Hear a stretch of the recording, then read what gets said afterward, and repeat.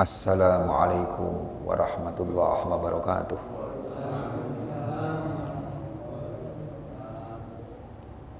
Bismillahirrahmanirrahim. Alhamdulillahilladzi faddala bani adama bil ilmi wal amali ala jami'il alam. Wassalatu wassalamu ala Muhammadin sayyidil arabi wal ajam wa ala alihi wa ashabihi nabi'il ulumi wal hikam. Rabbi shrah li sadri wa yassir li amri wahlul 'uqdatam min lisani yafqahu qawli. Rabbi yassir wa la tu'assir, Rabbi tammim bil khair, Rabbi tammim bil khair, Rabbi tammim bil khair, amma ba'd. Marilah kita awali taklim kita pada kesempatan ini dengan membaca suratul Fatihah. Kita tujukan pada Nabi kita Muhammad sallallahu alaihi wasallam, pada para keluarganya, para sahabatnya, pada para guru kita, khususnya mereka yang telah mengajar kita agama, pada para orang tua kita, bapak, ibu kita, kakek, nenek kita, serta keluarga kita dan saudara kita seagama, kepada mukminin, mukminat, muslimin, muslimat, al-ahya'i minhum wal amwat, pada muallif kitab ini dan pada para pendiri dan para pengurus masjid ini, serta kita iringi niat mudah-mudahan taklim kita ini senantiasa mendapat ridha Allah Subhanahu wa taala.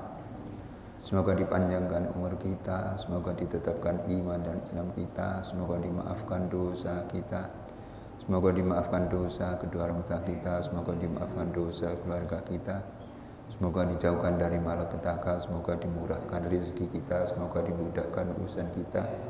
Semoga Allah menjadikan kita orang yang selalu istiqomah dalam mengerjakan ibadah, dan semoga Allah mematikan kita dalam keadaan husnul khatimah. Al-Fatihah.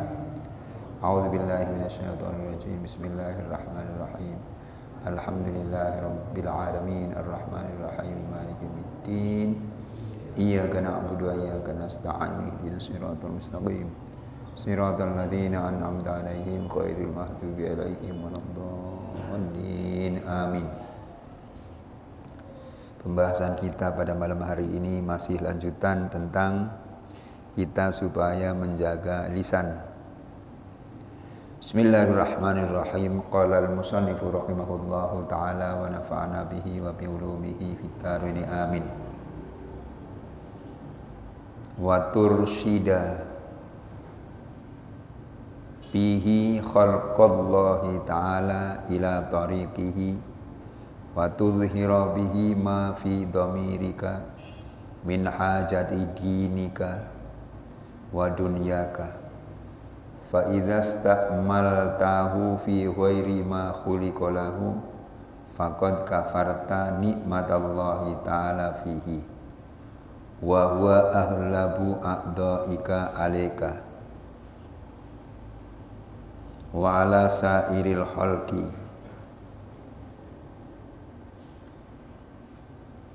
Maksudnya wa tursyida, dan supaya kamu menunjukkan bihi dengan mulut, dengan lisan, khalqallahi ta'ala akan makhluknya Allah, ila tariqihi kepada jalannya. Yang dimaksud jalan di sini adalah dinihi, agamanya. Wa tuzhiru, dan supaya menampakkan kamu bihi dengan lisan, mulut, ma apa-apa fi dhamirika yang ada di dalam hati kamu, min hajati dinika, dari keperluan agama kamu, wa dunyaka, dan dunia kamu. Fa idza sta'maltahu, maka apabila kamu mengamalkan lisan itu, maka apabila kamu menggunakan lisan itu, fi ghairi ma, pada selain apa-apa, khuliqa yang diciptakan, lahu untuknya, faqad kafarta, maka sungguh kamu telah ingkar nikmat Allah Ta'ala, akan nikmat Allah Ta'ala, fihi, yang ada di dalam lisan, wa huwa aghlabu a'dha'ika, dan dia adalah yang paling mengalahkan dari anggotamu, alaika, kepada kamu, wa ala sairil halqi, dan atas semua makhluk. Jadi kata musannif, kita harus menjaga mulut, lisan. Tempo hari sudah kita bahas, mulut dijadikan oleh Allah untuk banyak zikir kepada Allah. Allah, Allah, Allah, Allah, itu zikir. Zikir jahar, mulutnya membaca. Jahar itu jelas suaranya. Allah, Allah, Allah, itu misalnya. Kalau zikir khafi, mulutnya diam saja, tapi dalam hati zikir. Mulut kelihatannya diam, nggak kedengaran siapapun, apalagi orang lain. Diri sendiri pun nggak kedengaran, tapi hatinya tetap zikir. Allah, Allah, Allah, tuh misalnya. Itu namanya zikir khafi. Jadi mulut dijadikan untuk zikir pada Allah, yang sudah kita pelajari itu. Dan untuk membaca kitab Allah, kitab Al-Quran, kita dijadikan, dikasih mulut oleh Allah, kecuali mulut kita supaya kita gunakan untuk zikir,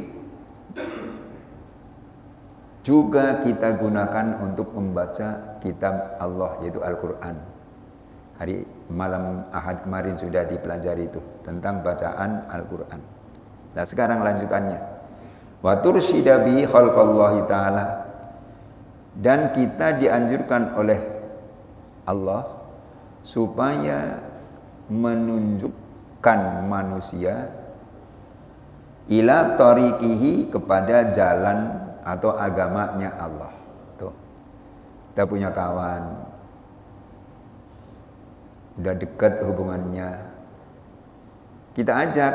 Kalau kawan itu belum sujud pada Allah, ente udah segala-galanya ada, hidupnya enak, rumah ada, istri cakep, anak pinter-pinter, kok belum sujud misalnya tuh. Kenapa? Begini-begini ini, kita tunjuki. Kita wajib bersyukur pada Allah. Kamu dikasih anugerah rumah begitu, itu anugerah dari Allah. Istri kamu cantik, anak kamu pandai-pandai, itu anugerah dari Allah, wajib disyukuri. Ayo sujud. Begitu tuh. Jadi kita tunjukkan manusia pada jalan atau pada agama Allah. Gitu. Jangan kita diam aja. Jangan. Apalagi keluarga.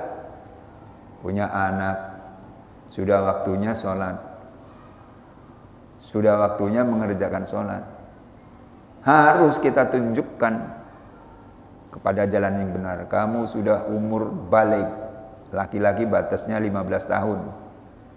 Kita punya anak lelaki 15 tahun masih belum mau sembahyang, sholat, kita tunjuki, kita ajarin, kita ajarin tentang sholat pada anak. Rasulullah pernah mengajarkan, muru auladakum bis-shalah wa hum abna'u sab'in. Ajarkan anak kamu, suruhlah anak kamu untuk mengerjakan sholat kalau umurnya sudah 7 tahun. Tuh. Kita punya anak umur 7 tahun, wajib kita nyuruh anak itu untuk mengerjakan sholat. Nah, sholat yuk. Masih enggan, ya biarinlah, masih enggan. Besok sholat, kita ajak lagi ayo sholat. Kita suruh untuk mengerjakan sholat kalau umur sudah 7 tahun. Jangan bosan-bosan nyuruh anak itu sholat. Nah itu hubungannya dengan lisan, dijadikan oleh Allah untuk mengajak kepada orang lain untuk melaksanakan agama gitu. Itu anak terutama ya. Wadribuhum 'alaiha wahum abna'u ashrin. Dan pukullah anak kamu karena meninggalkan sholat. Kapan? Wahum abna'u ashrin, kalau umurnya sudah 10 tahun. Tuh. Kalau anak kita sudah 10 tahun masih enggan mengerjakan sholat, Nabi menyuruh wadribuhum, pukul mereka. Pukul. Jangan disayang-sayang.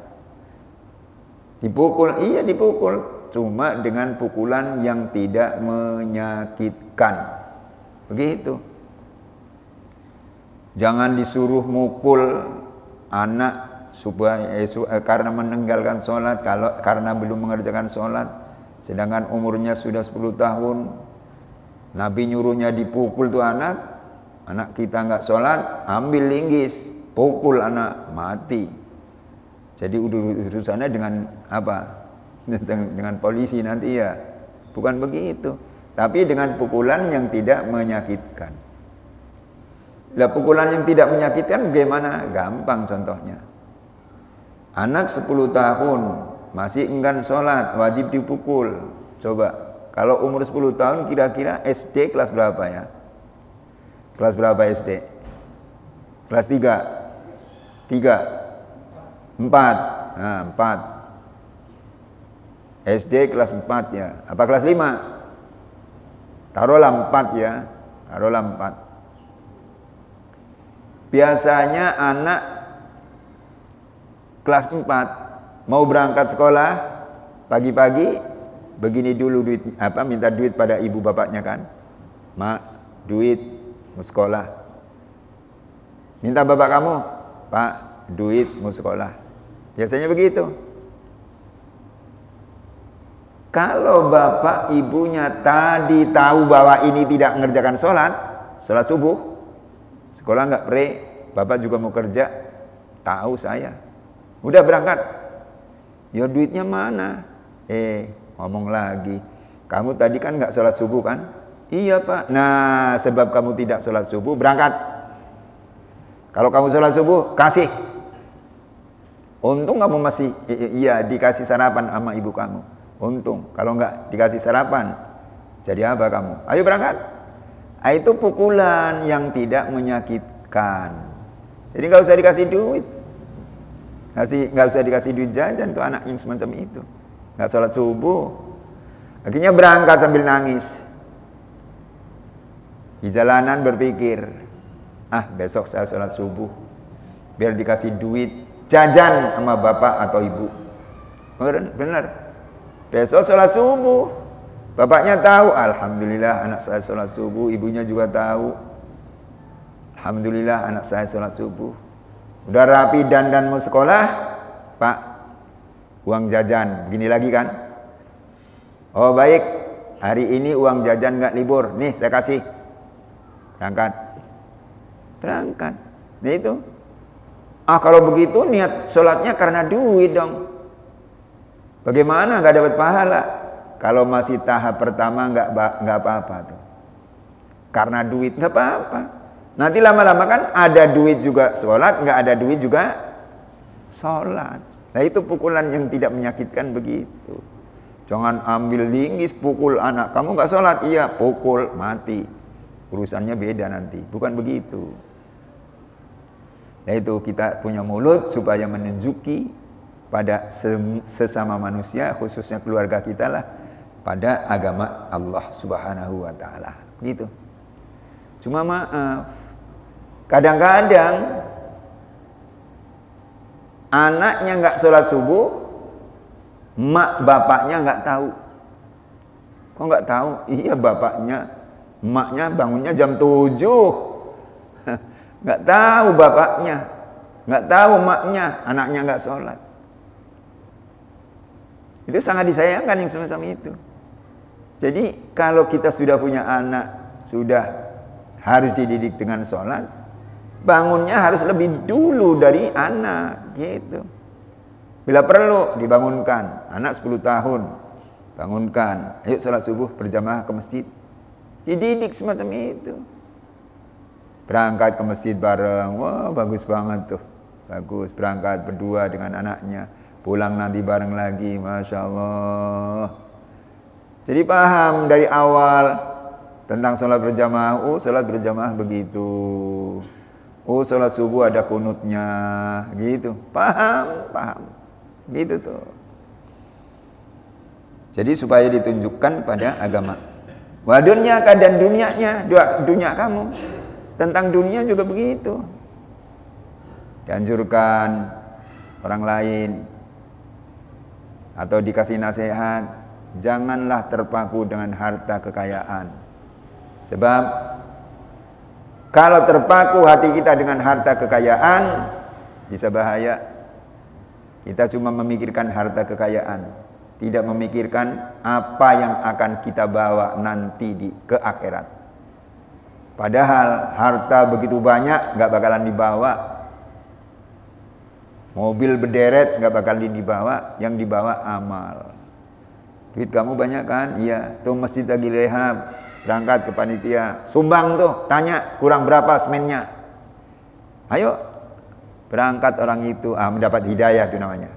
Tanya ke panitia, Pak panitia ya, ketuanya Bapak ya? Iya.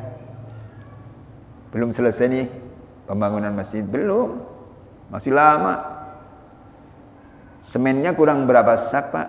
Masih perlu semen enggak? Oh masih. Ini mau ngecor besok, mau ngecor ya. Perlu berapa sak semennya? Enggak banyak, cuma 500 sak. Sebab yang tanya orangnya kaya. Baik Pak, kalau begitu 500 sak saya bayar. Benar, insya Allah benar. Benar, dibayar 500 sak. Itu yang menunjukkan orang itu mau infak ke masjid, dapat pahala juga itu. Dapat pahala juga. Jadi kita arahkan, punya kawan, hartanya banyak, tuh ada masjid lagi dibangun tuh, tolonglah bangun dibantu gitu. Jangan nggak mau bantu gitu. Manfaat insya Allah harta kamu gitu ya. Gitu. Itu kalau kita punya lisan supaya mengarahkan seseorang, kawan, teman tentang masalah harta begitu.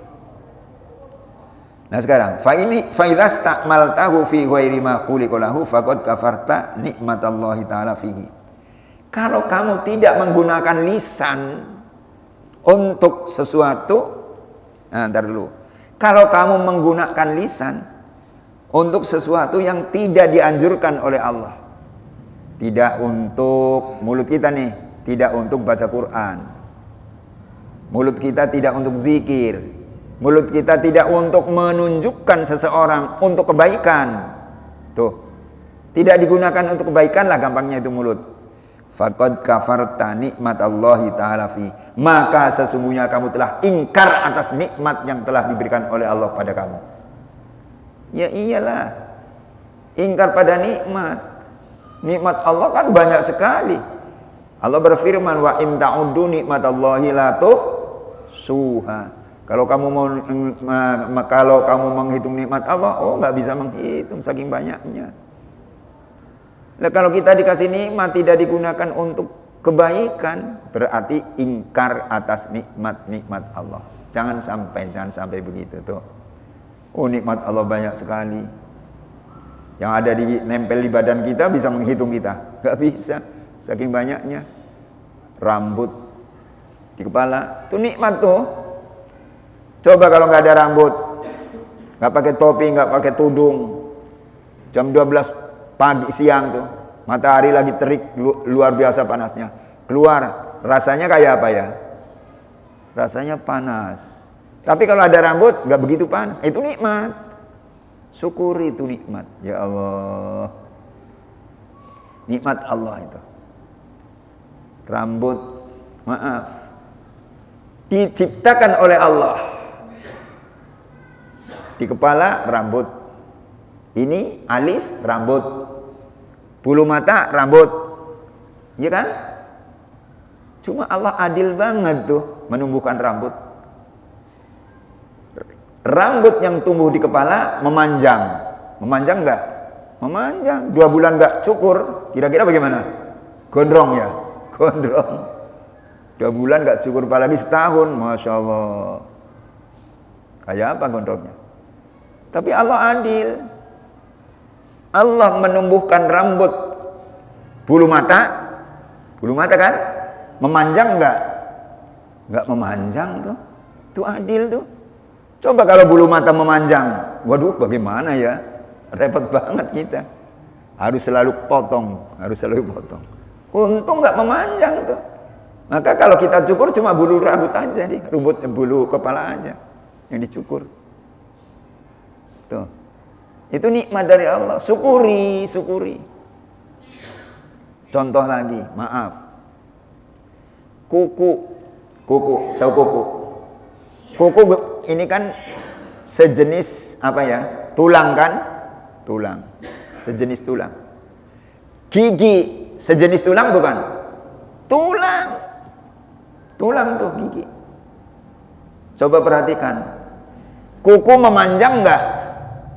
Memanjang nggak kuku? Memanjang. Seminggu nggak dipotong, wah panjang. Sebulan nggak dipotong, waduh udah panjang banget kayak macan. Kuku. Tapi maaf, gigi kan sama-sama tulang kan sama kuku. Gigi memanjang nggak? Enggak tuh. Coba kalau gigi memanjang, mau bagaimana kita? Nah itu. Padahal sama-sama kuku. Itu keadilan Allah Subhanahu Wa Taala. Nikmat untuk kita. Syukuri yang semacam itu. Masya Allah. Coba kalau gigi memanjang, belum dipotong, wah nggak bisa mingkem kita. Cari tukang potong dulu. Tapi enggak, alhamdulillah. Itu nikmat. Ya Allah, keadilan dari Allah Subhanahu Wa Taala begitu ya. Masya Allah, itu nikmat yang ada di badan kita sudah nggak bisa menghitung kita. Allahu Akbar.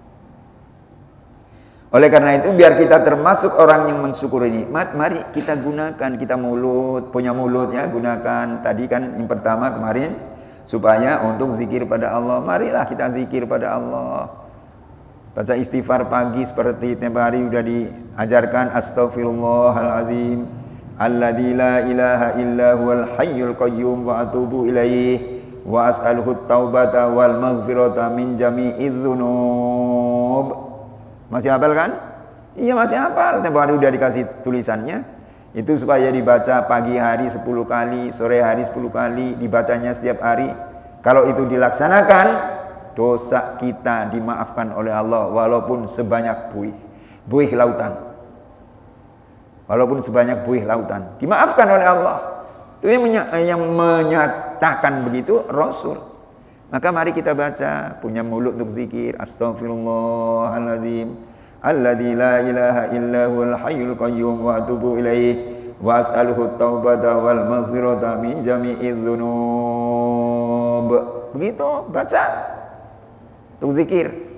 Baca sholawat, sallallahu ala Muhammad, sallallahu ala Muhammad. Tuh sholawat sudah. Sholawat yang panjang lagi, sholawat munjiah boleh. Allahumma sholli sholatan kami, Allahumma sholli ala sayyidina Muhammad sholatan tunjina biyam jamil ahwali wal afat wa taqtilana biya jamil ajad dan seterusnya. Itu selawat, baca mari. Itu namanya untuk zikir. Baca Quran terutama tuh jangan tinggal, ya. Baca Quran jangan tinggal. Apalagi kalau malam hari dianjurkan untuk baca surah Al-Mulk. Tabarakalladzi biyadihil mulku wa huwa ala kulli syai'in qadir. Juz 29. Ayatnya kalau enggak salah itu cuma 30 ayat.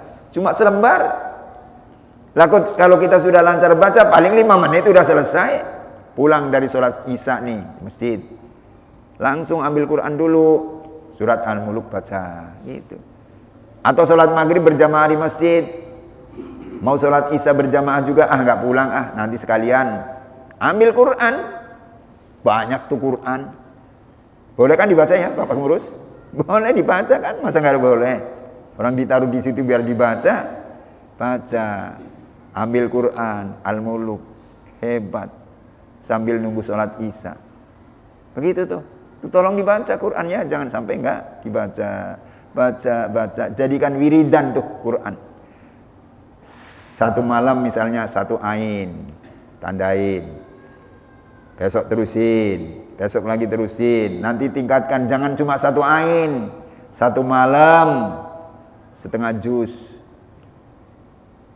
Satu juz 9 lembar gitu ya. Kalau satu malam setengah juz, berarti 2 malam 1 juz. Nanti 2 bulan hatam tuh. Manakala ada orang hatam Al-Quran, malaikat berbondong-bondong datang menghampiri orang itu.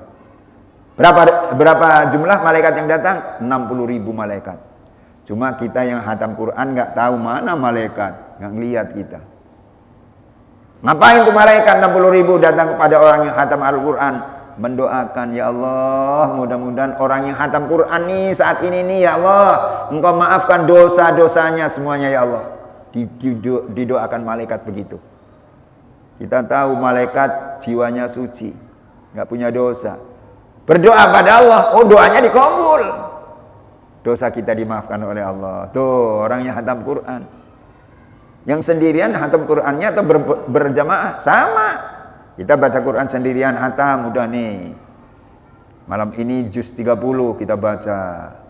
Hatam, malaikat juga diutus oleh Allah 60.000. Cuma kita nggak ngelihat ya. Kalau kita ngelihat takut kali ya. Yang baca berjamaah maksud saya sama. Ada 10 orang baca malam ini hatam Al-Quran. Malaikat 60.000 datang berbondong-bondong, begitu tuh. Jadi tolong ya dibaca Quran. Punya Quran kan? Punya Quran enggak? Punya kan? Banyak atau satu?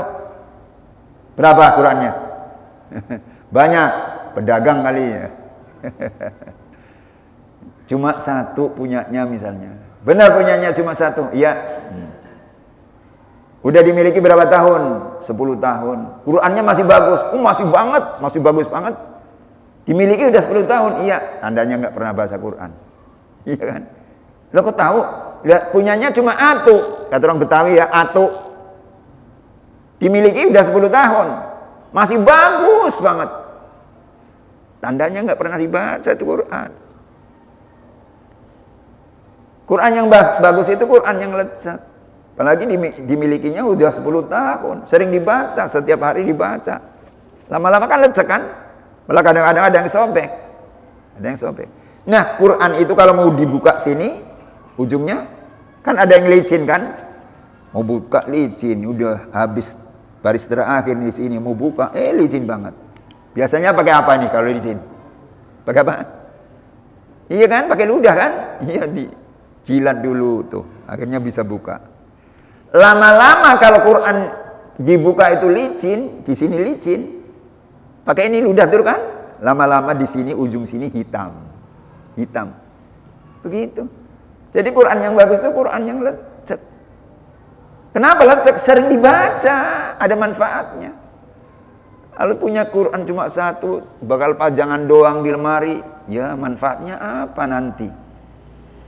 Jadi baca, tolong dibaca Quran ya, baca ya Allah. Kapan saja Quran dibaca enak, siang hari enak, pagi hari enak, malam hari enak, begitu kan? Iya, Masya Allah, baca Quran, baca ya, mari kita baca Quran. Jangan sampai kita tidak mau baca Quran, bacalah Quran ya. Oh kalau begitu saya harus beli ya, saya belum punya Quran, ya beli. Toko buku banyak, toko kitab tuh. Di Kuitang ada, Tanah Abang ngembrek tuh toko kitab tuh.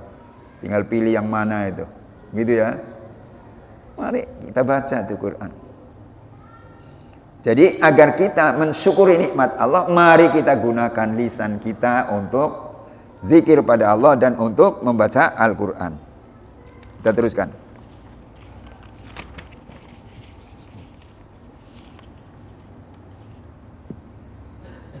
Wala yakubbah an-nasa finnari ala manakhirihim illa hasaidu alsinatihim fastadhir alaihi bihayati quwwatika hatta la yakubbaka fi qa'ri jahannama wala yakubba, dan janganlah menjerumuskan an-nasa manusia. Tar dulu, wala yakubbu, dan jangan menjerumuskan an-nasu manusia finnari di dalam neraka ala manakhirihim atas lobang hidungnya, illa hasaidu alsinatihim, kecuali ucapan mulutnya.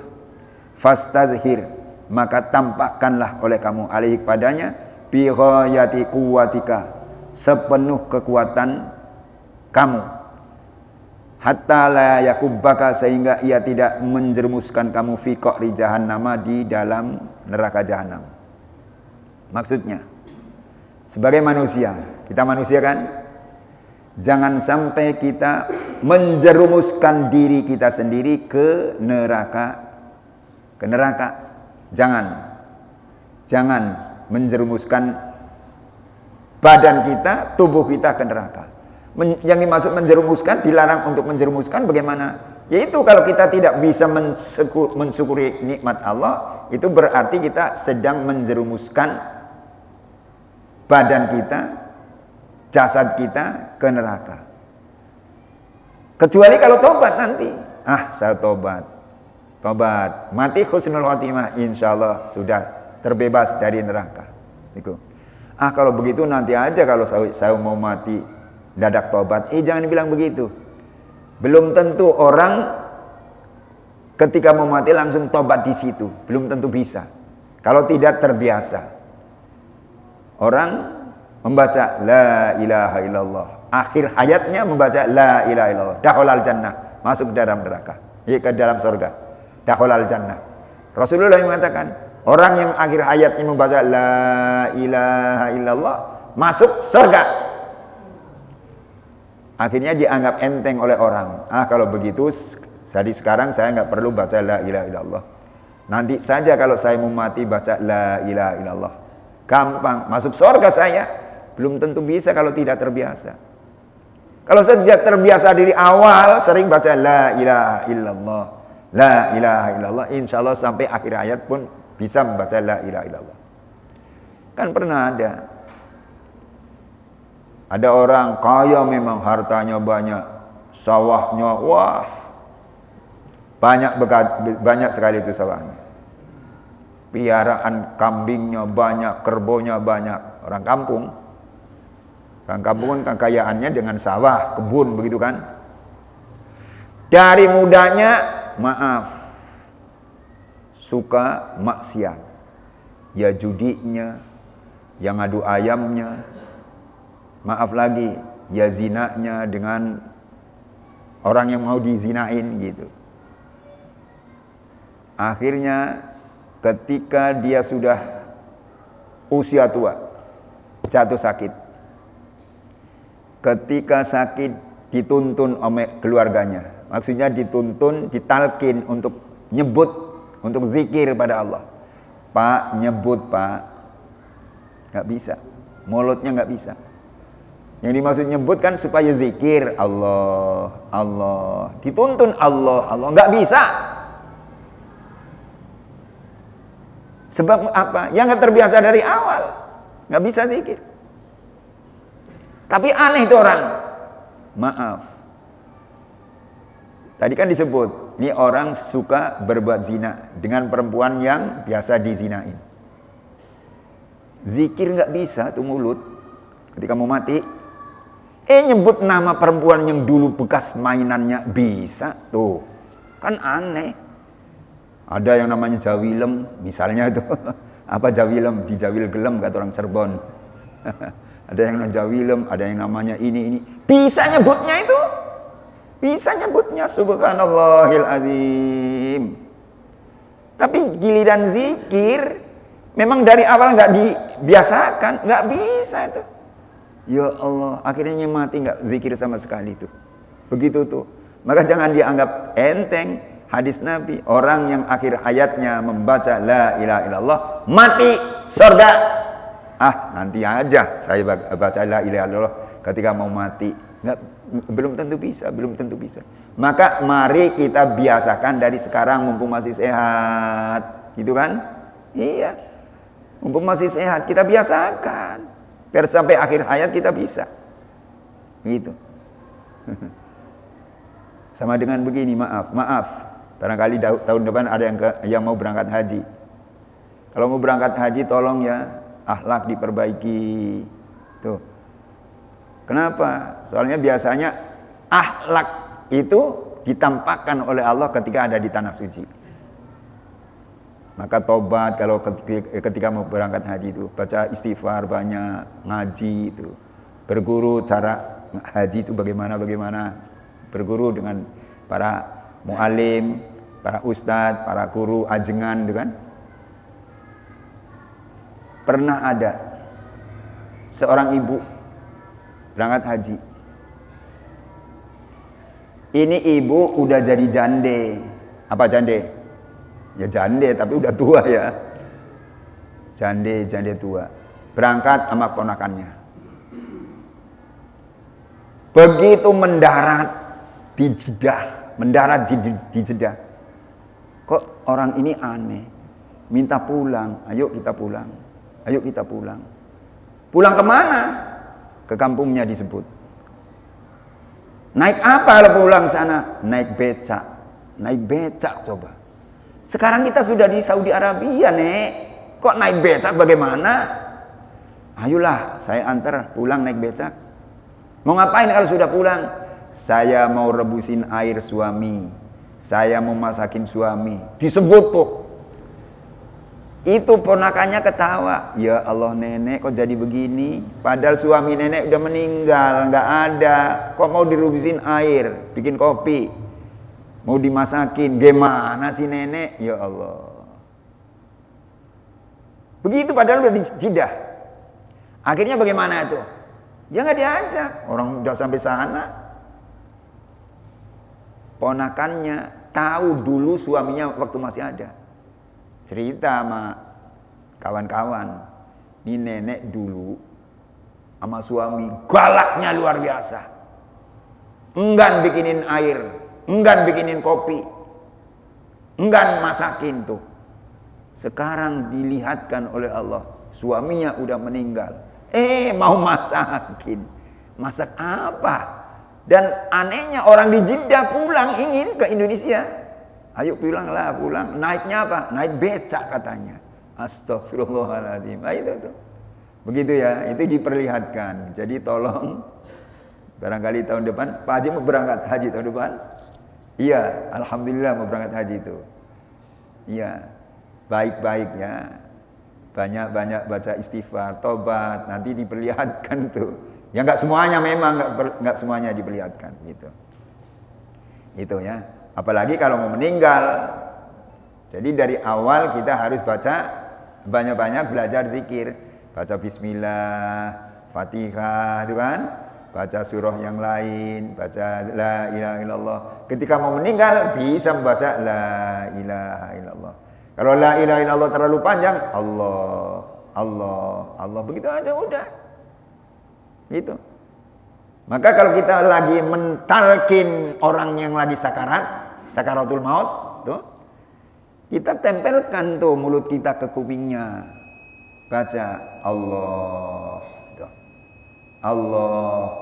Kalau yang mau meninggal itu sudah baca Allah sekali, nggak usah diterusin, nanti bingung. Udah terusin, alhamdulillah, baca Allah, tuh. Kalau kepanjangan la ilallah cukup Allah, begitu ya. Sampai di sini dulu pengajian kita, mudah-mudahan ada manfaatnya.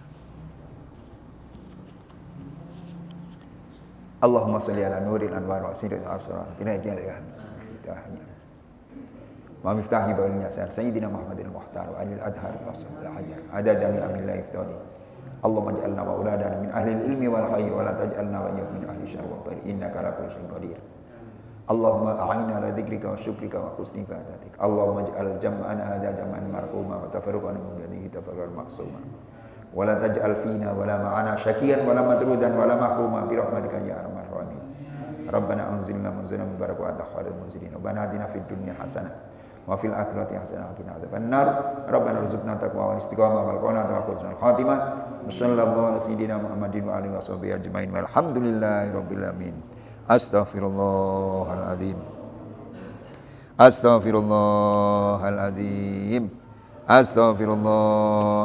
Abdul dzikri fa'lam annahu la ilaha illallah. La ilaha illallah. La ilaha illallah Muhammadur Rasulullah. Assalamualaikum warahmatullahi wabarakatuh.